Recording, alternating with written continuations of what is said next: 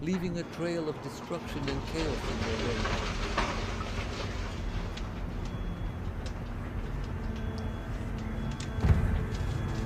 The severity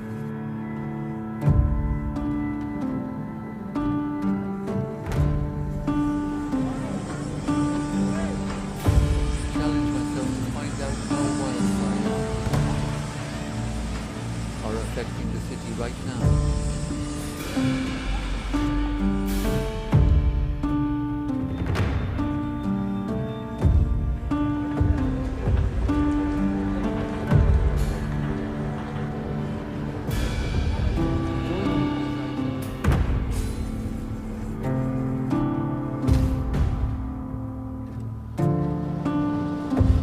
Sebelum kita menyimak kisah yang penuh pelajaran ini, mari kita awali dengan bersolawat kepada Nabi besar Muhammad Shallallahu Alaihi Wasallam. Kalian boleh menuliskannya di kolom komentar sebagai bentuk cinta kita kepada beliau. Semoga dengan memperbanyak selawat, kita semua diberi syafaat di akhirat kelak dan senantiasa dilimpahi rahmat serta keberkahan oleh Allah Ta'ala. Malam itu, langit di atas Israel memerah, bukan karena matahari terbenam, tapi karena ledakan-ledakan yang mengguncang daratan.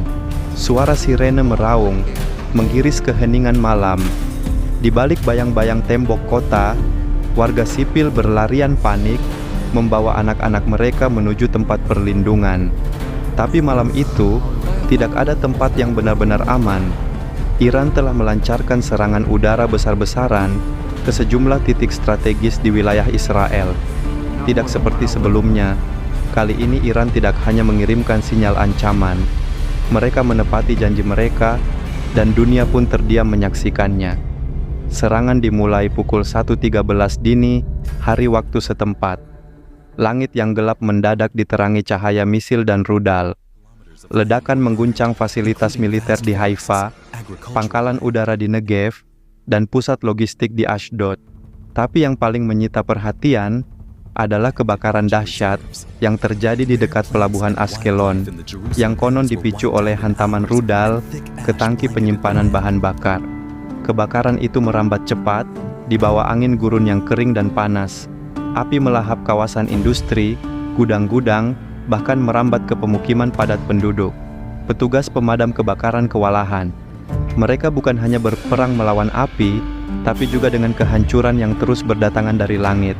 Seorang warga, Miriam Cohen, menceritakan detik-detik menegangkan itu dengan suara bergetar. Kami sedang tidur, lalu terdengar suara ledakan sangat keras. Tanah bergetar, lampu padam. Kami lari keluar rumah, dan yang kami lihat hanya langit merah dan api di kejauhan.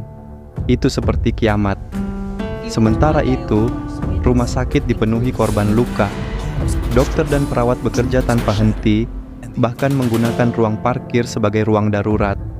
Banyak dari korban bukan hanya terluka oleh ledakan, tapi juga karena terjebak dalam kebakaran besar yang tidak terkendali. Pemerintah Israel langsung memberlakukan status darurat nasional. Perdana Menteri menggelar konferensi pers darurat dengan wajah pucat dan suara bergetar. Kami telah diserang secara brutal. Api masih berkobar. Kami tidak akan diam. Namun serangan ini bukan tanpa sebab. Berbulan-bulan ketegangan antara kedua negara meningkat. Mulai dari tuduhan sabotase fasilitas nuklir hingga operasi bayangan di kawasan Teluk. Puncaknya adalah insiden misterius yang menewaskan komandan senior Garda Revolusi Iran 2 minggu lalu. Insiden yang oleh Iran dituding dilakukan oleh Mossad. Dan kini Iran membalas. Yang membuat dunia tercengang bukan hanya keberanian Iran meluncurkan serangan langsung, tapi juga dampaknya yang nyata. Api tidak hanya membakar bangunan, tapi juga membakar ketenangan kawasan. Pasar global terguncang, harga minyak melonjak, mata uang di Timur Tengah mengalami fluktuasi tajam. Dunia menyadari, ini bukan hanya konflik dua negara, ini bisa menjadi percikan awal dari konflik yang jauh lebih besar. Di tengah kobaran api, muncul cerita-cerita kemanusiaan. Seorang petugas pemadam bernama Eli Neeman diketahui bertugas tanpa henti selama 28 jam. Ia hanya sempat istirahat 20 menit, minum air dan makan roti kering sebelum kembali ke titik api. Saya tak bisa berhenti. Ada nyawa yang harus diselamatkan, katanya. Di kota Beersheva, sekelompok relawan bahkan membentuk barisan manusia untuk menghalau api dengan peralatan seadanya. Ember, selimut basah, bahkan air minum mereka sendiri. Semua demi mencegah api menjalar ke rumah sakit yang hanya berjarak 300 meter dari titik api. Namun, perjuangan ini tidak mudah. Api baru mulai bisa dikendalikan keesokan sore harinya. Total lebih dari 2.000 petugas pemadam, dibantu militer dan sukarelawan, terlibat dalam operasi penyelamatan ini. Helikopter penyiram air dikerahkan dari pagi hingga malam. Bau asap menyelimuti udara. Langit tetap kelabu. Kerusakan yang ditimbulkan mengerikan. Lebih dari 900 bangunan hangus, 3 kawasan industri rusak berat, 7.000 orang mengungsi. Belum lagi trauma psikologis yang dialami anak-anak, perempuan, dan warga sipil lainnya.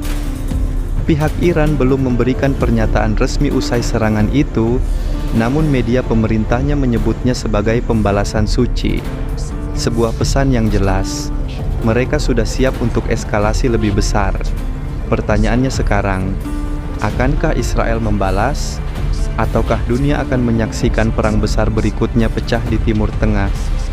Para analis memperingatkan, jika Israel membalas dengan serangan langsung, Iran bisa saja mengerahkan sekutunya di Lebanon, Suriah, bahkan Irak.